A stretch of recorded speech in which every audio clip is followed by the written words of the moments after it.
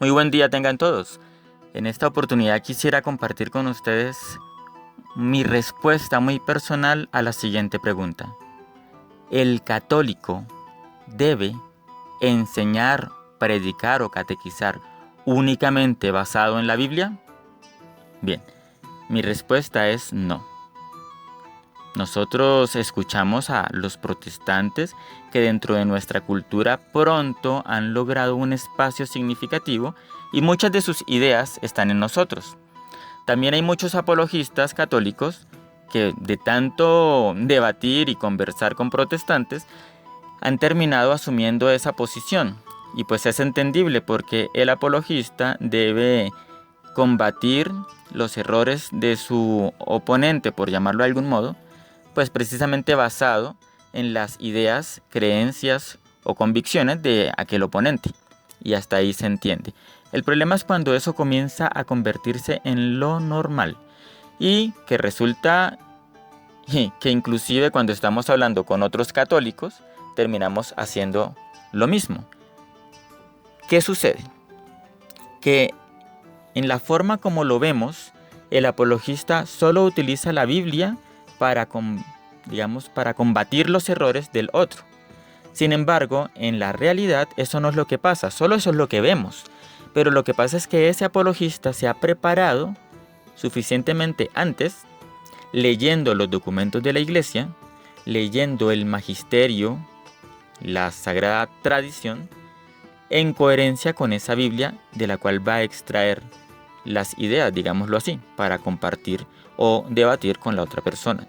Entonces nosotros lo que vemos es que en la práctica ya está solo utilizando la Biblia, pero mentalmente está haciendo una línea de coherencia entre esa Biblia que está leyendo y la interpretación válida que solamente puede emanar del magisterio de la Iglesia, que como laicos no tenemos libertad para hacer libre interpretación de las Escrituras.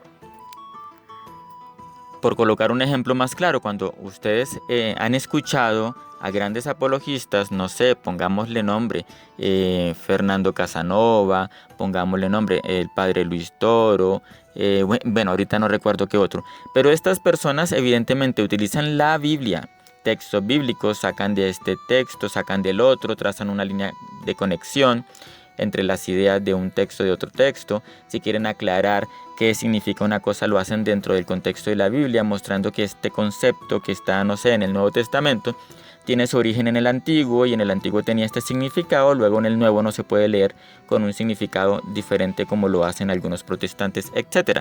Entonces, cuando vemos esto que ellos hacen, no alcanzamos a captarlo, pero si incluso le preguntáramos, ellos podrían respondernos con claridad que esa coherencia que han mostrado entre un texto y el otro, entre el Antiguo Testamento y el Nuevo, eso no lo han sacado ellos por su propia interpretación.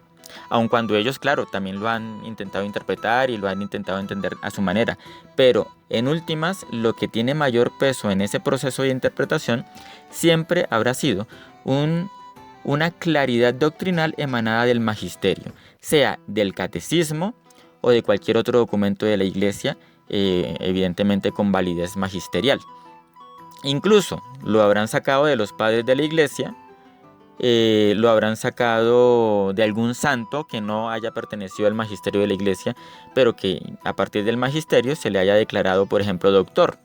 Entonces Santo Tomás, San Agustín o algún otro doctor de la Iglesia más reciente. Me parece que hay varios recientes que incluso no han sido proclamados doctores, pero que tienen su impacto en la doctrina y han sido retomados en el magisterio, entonces vale la pena siempre citarlos. Bueno, esto es lo que hace un católico. Un católico no se centra en una cita bíblica y de ahí dice todo. No. El católico, aunque solo haya leído la cita bíblica, lo que está haciendo es ponerla en relación con la totalidad de su conocimiento frente al magisterio. Como su conocimiento es limitado, pues sí, puede haber ciertas equivocaciones o frases riesgosas.